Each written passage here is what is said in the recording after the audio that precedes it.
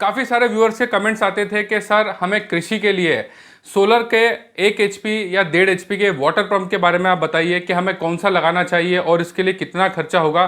तो आज हम इसी टॉपिक के ऊपर बात करने वाले हैं, जिसमें कि हम कृषि कनेक्शन को लेकर के 1 HP से लेकर के 2 HP तक के वाटर पंप के ऊपर बात करने वाले हैं। तो इस वीडियो को लास्ट तक जरूर देखिएगा। देखिए फ्रेंड्स, इस वीडियो में मैं किसी भी सरकारी सबमर्सिबल कनेक्शन के ऊपर बात नहीं करने वाला हूं, क्योंकि उसके अंदर आपको डीसी वाटर पंप मिलता है और उसके अंदर वीएफडी या किसी तरह का कोई माइक्रो कंट्रोलर मिलता है, जिसके ऊपर मैं बात नहीं करने वाला हूं।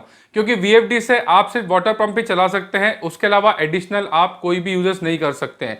क्योंकि बहुत से किसान भाइयों का ये कहना था कि वाटर पंप के अलावा हम यहाँ पर कुछ लाइट फैन वगैरह भी चला सके या छोटा मोटा विद्युत उपकरण को भी हम उससे चला सके, इस तरह का सेटअप हमें चाहिए। तो देखिए फ्रेंड्स, यदि आप एक सबमर्सिबल मतलब कि एक वाटर पंप को चलाने के साथ में उसके अलावा दूसरी बहुत सी चीज़ों को भी चलाना चाहते हैं और आप बिना बिजली कनेक्शन के ये सब करना चाहते हैं, तो यहाँ पर आपको ऑफ ग्रिड सोलर सिस्टम लगाना होगा। देखिए 1 HP का जो वाटर पंप होता है वो वॉट में यदि हम बात करें तो लगभग ये 750 वॉट का पंप होता है।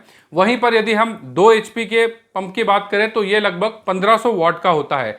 अब लेकिन क्योंकि जो वाटर पंप होता है ये एक इंडक्टिव लोड होता है, जैसे कि एक रेजिस्टिव लोड होता है। रेजिस्टिव लोड में क्या होता है कि आप 1000 वॉट का यदि कोई आप हीटर चला रहे या 100 वॉट का बल्ब चला रहे तो वो फिक्स 100 वॉट या 1000 वॉट पर ही चलता है। लेकिन जो ये वाटर पंप होते हैं ये इंडक्टिव लोड होता है। अब जैसे कि एक 1 HP का वाटर पंप है, अब 1 HP के वाटर पंप में क्या होगा कि इसका वॉट तो वैसे 750 है, लेकिन ये आप इसको आपका जो बोरवेल है वो कितनी गहराई में है, कितने हाइट पर पानी को पंप करना है, जितनी ज्यादा हाइट होगी उतना ज्यादा इसके ऊपर लोड पड़ेगा। तो ये 750 वॉट से कहीं ज्यादा या 1200 से 1500 वॉट तक का भी कंजप्शन कर सकता है। तो इसके लिए जितनी ज्यादा गहराई होती है ये इंडक्टिव लोड के अंदर ऐसा ही होता है, ये फिक्स वॉट पर नहीं चलता है। बहुत से किसान भाई को ये कैलकुलेशन करने में गड़बड़ी होती है। उन्हें ये तो पता होता है कि 1 HP का वाटर पंप जो है वो वॉट में 750 वॉट होता है, तो वो 1 किलोवाट तक का सोलर सिस्टम ढूंढने की कोशिश करते हैं या 1 किलोवाट तक की पैनल को लगाते हैं। उनका ये मानना होता है कि जो हमारा 1 HP का वाटर पंप है वो लगभग 750 वॉट कंज्यूम करता है, तो हम 1 किलोवाट की सोलर पैनल लगा लेते हैं, तो वो 590-540 वॉट की 2 पैनल लगा लेते हैं। और बाद में उन्हें पता चलता है कि हमारा वाटर पंप तो इससे चल ही नहीं रहा है, वो इस वजह से ही नहीं चलता है। यदि आपको 1 HP का वाटर पंप या 1.5 HP का वाटर पंप चलाना है, फिलहाल मैं 1 HP की मैं बात करूं तो ये 750 वॉट से लेकर के 1200 से 1500 वॉट तक जा सकता है। वैसे यदि आप 2 HP के वाटर पंप की बात करेंगे तो ये लगभग 2000 वॉट से 2500 वॉट तक जा सकता है। तो उसके लिए आपको जो सोलर सिस्टम और ऑफ ग्रिड इन्वर्टर लगाना होगा वो उसकी कैपेसिटी के हिसाब से ही लगाना होगा। अब देखिए सोलर पैनल में भी एक प्रॉब्लम होती है कि यदि आपने 500 वाट की पैनल लगाई है, क्योंकि सनलाइट जो है वो कभी भी एक जैसी नहीं रहती है, वो कम ज़्यादा होती रहती है। तो एक 500 वाट की पैनल भी हो सकता है कि आपको कभी 200 वाट बना के दे रही है, कभी 300 वाट बना के दे रही है, कभी 400 वाट बना करके दे रही है, कभी 450 वाट बना करके दे रही है। और अगर सनलाइट प्रॉपर है तो हो सकता है कि एक 500 वाट की पैनल आपको 490, 495 या 500 वाट तक का भी उसके अंदर पावर जनरेशन कर सकती है। लेकिन फिर भी हमें ऐसा नहीं मानना है, क्योंकि सौर ऊर्जा एक जैसी नहीं होती है। सुबह के समय में अलग होता है, शाम के समय में अलग होता है, दोपहर के समय में अलग होता है। तो इस तरह से हमें कैलकुलेशन भी वैसे ही करना होगा। इसलिए मैं आपको एक एक पॉइंट डिटेल में समझा रहा हूं कि आपका जो 1 HP का वाटर पंप है वो 750 वॉट से लेकर के 1200, 1400, 1500 तक भी जा सकता है। जितना ज्यादा लोड रहेगा वो उतना ज्यादा वॉट का कंजप्शन करेगा।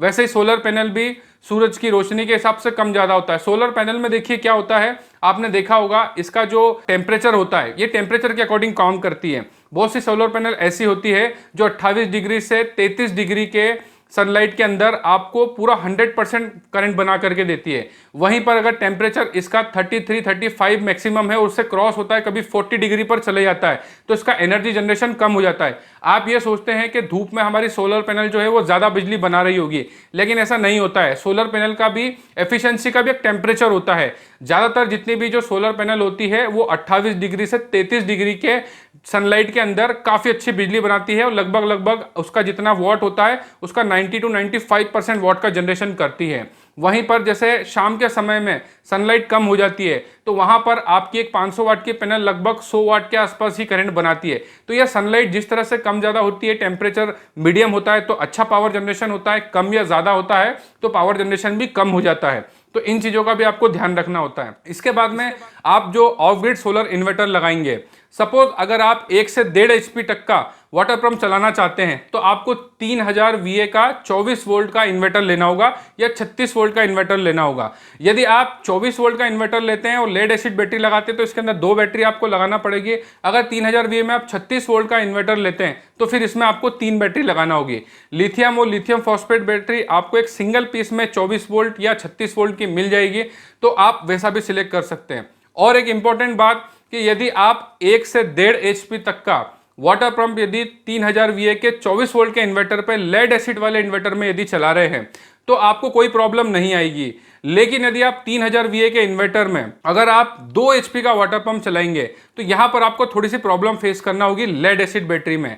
क्योंकि क्या होता है, जो सोलर की C10 बैटरी होती है लेड एसिड में, उसमें क्या होता है कि पावर कंजप्शन के समय वो हाईएस्ट एम्पियर आपको 20-22 या मैक्सिमम 25 एम्पियर तक देंगे। वहीं पर लिथियम बैटरी या लिथियम फॉस्फेट बैटरी जो होती है उनका जो एम्पियर होता है आउटपुट का वो मैक्सिमम 40 एम्पियर या 44 एम्पियर तक जाती हैं। और देखिए 3000 VA के इन्वर्टर में VOC के अकॉर्डिंग आपको 540 या 590 वाट की आप 4 ही पैनल लगा सकते हैं, जिससे कि आपका लगभग 2200 से 2300 वाट का ही पावर जनरेशन होगा। वहीं पर अगर आपको 2 HP का वाटर पंप 3000 VA के इन्वर्टर पर चलाना है तो आपको 650 से 700 वाट की 4 पैनल लगाना होगी, तब जाकर के आप 2 HP तक का वाटर पंप चला सकते हैं। यदि आपने 540 से 590 की 4 पैनल लगाया है तो आप मैक्सिमम 1.5 HP तक का ही वाटर पंप चला सकते हैं। यदि आपने लिथियम या लिथियम फॉस्फेट बैटरी को लगाया है उस कंडीशन में आप 590 की 4 पैनल पे भी लगभग 2 HP का वाटर पंप चला सकते हैं, क्योंकि यहाँ पर आपको एम्पियर ज़्यादा मिल जाएगा और बैटरी साथ में रहेगी सोलर पैनल के, तो सोलर पैनल से पावर जनरेशन कम भी होगा तो बैटरी से सपोर्टिव वोल्टेज इसको मिलेंगे, जिससे कि आप जो है 2 HP तक का वाटर पंप भी चला सकते हैं। लेकिन उसी जगह पर आपने लिथियम बैटरी की जगह लेड एसिड बैटरी का यूज़ करा है तो आप 500 वाट की आपको लगभग फिर 6 पैनल लगानी होंगी, तब जाकर के आप उसके ऊपर 2 HP तक का वाटर पंप चला पाएंगे। या अगर आपको 2 HP का ही चलाना है तो आप फिर इन्वर्टर 3500 या 4000 VA तक का लगा सकते हैं, जो कि 36 से आपको 48 वोल्ट तक में मिलेगा। उस कंडीशन में फिर आप लेड एसिड बैटरी 100H की जो है 4 बैटरी लगा करके या 3 बैटरी लगा करके भी आप 2 HP का वाटर पंप चला सकते हैं।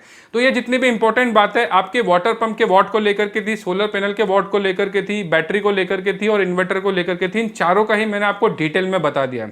अब यहाँ पर बहुत से लोग प्राइस को लेकर के भी क्वेश्चन करेंगे। प्राइस के लिए देखिए ऐसा होता है कि यदि हम 3000 VA के इन्वर्टर की बात करें तो ये लगभग अगर मैं कुछ मॉडल की बात करता हूँ, जैसे UTL का गामा 3400 प्लस एक होता है जो 3000 VA का होता है, जिसमें लेड एसिड और लिथियम दोनों ही बैटरियां सपोर्टेड है और इसकी जो कीमत होती है लगभग ये 20,000 रुपए के आसपास आता है। इसके अलावा एक एप्रोटॉन का 3200 इन्वर्टर भी आता है जो कि लगभग 3060 VA का होता है और इसके अंदर भी लिथियम और लेड एसिड दोनों ही बैटरियां सपोर्टेड होती है। न्यू मॉडल के अंदर, ओल्ड मॉडल में सपोर्ट नहीं करती थी, न्यू मॉडल में इसमें भी लिथियम और लेड एसिड बैटरियां दोनों सपोर्ट करती है। और इसके अंदर भी अगर VOC हम दोनों की बात करें तो लगभग ये 3000 वाट के 110 VOC के आसपास, इसके अंदर मतलब 3000 वाट की पैनल सपोर्टेड है और इसके अंदर VOC 110 के आसपास होती है।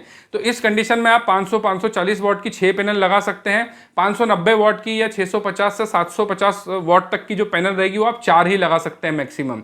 तो इस तरह से ये मैंने आपको कुछ इन्वर्टर के बारे में सजेस्ट किया। इसके अलावा आप माइक्रोटेक और लुमिनस के इन्वर्टर की तरफ जाते हैं तो इनका प्राइस आपको 3000 VA में लगभग 28 से 30,000 या 32,000 रुपए तक मिलेगा और आपको जो इन्वर्टर मिलेंगे ये 36 से 48 वोल्ट में मिलेंगे और जिसके अंदर आपको फिर लेड एसिड बैटरी को ज्यादा लगाना होगा। हालांकि इन्वर्टर जितने ज्यादा वोल्ट का होता है उतने ज्यादा वॉट कैपेसिटी और लोड कैपेसिटी और एम्पियर कैपेसिटी उसकी ज्यादा होती है, जिस वजह से आपको बेनिफिट ज्यादा मिलता है।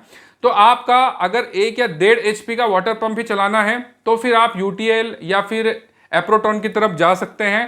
पर यदि आप 2 HP तक का वाटर पंप चलाना चाहते हैं और लॉन्ग सर्विसेज चाहते हैं अपने सोलर सिस्टम को लेकर के, तो कोशिश कीजिएगा कि आप किसी बड़े ब्रांड जैसे लुमिनस माइक्रोटेक की तरफ जाएं। इसमें आपको इन्वर्टर 3000 या 3500 VA में लगभग 36 से 48 वोल्ट में ही मिलेगा, लेकिन इसका परफॉर्मेंस भी UTL और एप्रोटॉन के कंपैरिजन में ज़्यादा अच्छा होगा और इन दोनों कंपनियों की टेक्निकल सर्विस भी जो होती है वो काफ़ी अच्छी होती है। माइक्रोटेक की तो होम विजिट होती है, वहीं पर UTL और एप्रोटॉन में थोड़ा सर्विस से रिलेटेड इश्यूज होता है, ज़्यादातर कस्टमर का यही कहना होता है। इसलिए आप अगर बजट के हिसाब से देख रहे हैं तो UTL या एप्रोटॉन की तरफ जा सकते हैं, लेकिन आप क्वालिटी के हिसाब से और लॉन्ग टर्म के हिसाब से देखना चाहते हैं तो थोड़ा पैसा ज़्यादा लगेगा, आपको किसी बड़े ब्रांड जैसे लुमिनस या माइक्रोटेक की तरफ जाना चाहिए। उसके बाद में अगर हम सोलर पैनल की बात करें तो आप अपने एग्रीकल्चर मतलब कृषि कनेक्शन के सोलर सिस्टम के लिए आप चाहें तो नॉन डीसीआर पैनल को लगा सकते हैं, जो कि आपको 500 वाट की लगभग 8 से 9 हज़ार रुपए की एक पैनल मिलती है। वहीं पर यदि आप 650 से 700 वाट की एक पैनल की बात करें तो इसका प्राइस होगा लगभग आपको मार्केट में या ऑनलाइन में आपको ये 12 से 14 हज़ार के आसपास एक पैनल देखने को मिल जाएगी।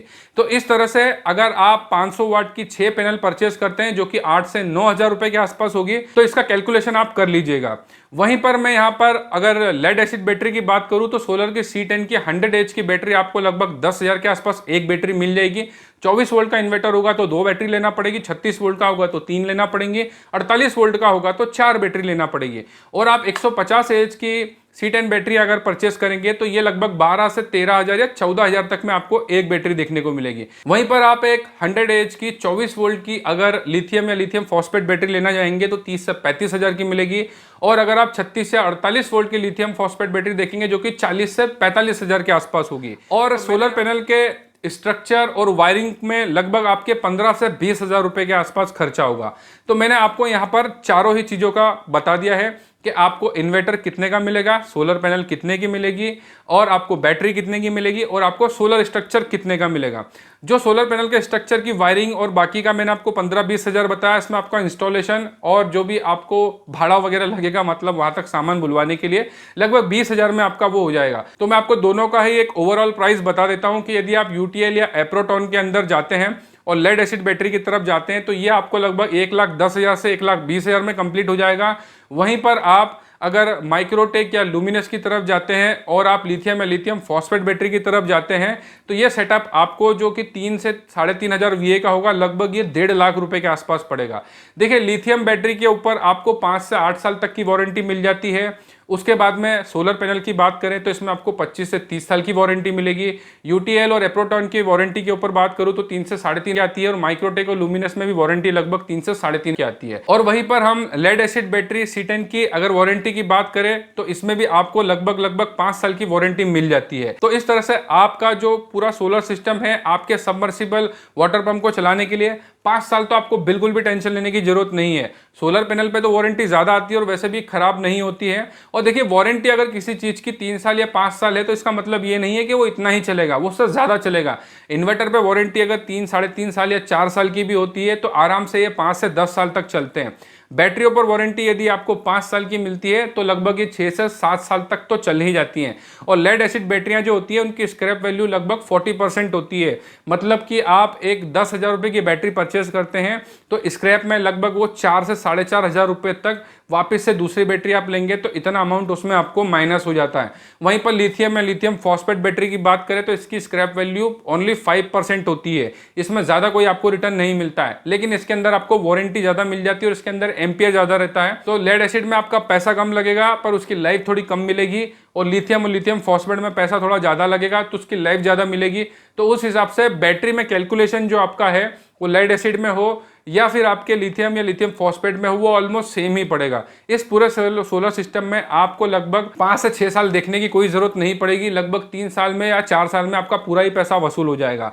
और आगे चल कर के अगर कभी कोई बैटरी खराब भी होती है तो आपको स्क्रैप वैल्यू तो मिलेगी, तो थोड़ा बहुत अमाउंट इसके अंदर आपको दोबारा से इन्वेस्ट करना होगा। वहीं पर आप इस तरह के सोलर प्लांट में पैसा इन्वेस्ट करते हैं तो बिजली बिलों से बचेंगे, क्योंकि बिजली विभाग कभी भी कितना भी हजारों लाखों रुपए का बिल भेज देता है। बहुत सी जगह तो ग्रामीण क्षेत्र में 1 HP के वाटर पंप के कनेक्शन के लिए आपको 2 से 3 लाख रुपए का एस्टीमेट बना करके दिया जाता है, जिसमें आपके कनेक्शन की लाइन, पोल, केबल और ट्रांसफार्मर तक का खर्चा दिया जाता है। तो यदि आप भी कोई कृषि कनेक्शन लेना चाहते हैं, आपके यहाँ पर इलेक्ट्रिसिटी की लाइन नहीं है, बिजली विभाग आपको 2-3 लाख रुपए का एस्टीमेट बना करके देता है, तो उससे अच्छा है कि 1.25 लाख 1.5 लाख रुपए आप सोलर प्लांट में इन्वेस्ट कर दें, जिससे कि आपका सबमर्सिबल वाटर पंप भी चल जाएगा। इसके अलावा आप अपने छोटे मोटे जैसे लाइट, बल्ब, फैन वगैरह इसका भी इस्तेमाल कर सकते हैं अपने खेत पर। तो इस तरह से आपको किसी भी बिजली विभाग को एस्टीमेट में पैसे देने से अच्छा है कि आप सोलर में पैसा लगाएं और अपनी खुद की बिजली बनाएं, ग्रीन एनर्जी बनाएं, और इसको आप हमेशा यूज कर सकते हैं। दिन में तो सोलर आपके पास रहेगा ही, और रात में भी कोई आपको लाइट, फैन वगैरह को चलाना है तो बैटरी में आपके पास बैकअप होगा। इजीली आप रात में भी इलेक्ट्रिसिटी का यूज कर सकते हैं। मतलब 24/7 सातों दिन 24 घंटे आपके कृषि कनेक्शन के लिए बिजली अवेलेबल रहेगी। और इससे रिलेटेड कुछ आप क्वेश्चन करना चाहते हैं तो आप इस वीडियो पर कमेंट कर सकते हैं। जितने भी मैंने आपको सोलर पैनल और इन्वर्टर्स के बारे में बताया, अगर आप एक ग्रामीण क्षेत्र से हैं, आपके एरिया में नहीं मिलते हैं, तो आप ऑनलाइन ऑर्डर भी कर सकते हैं नेट पे सर्च करके। कुछ मॉडल्स के मैं लिंक जो है बाय करने की वो इस वीडियो के डिस्क्रिप्शन में दे दूंगा, वहां से आप बाय कर सकते हैं।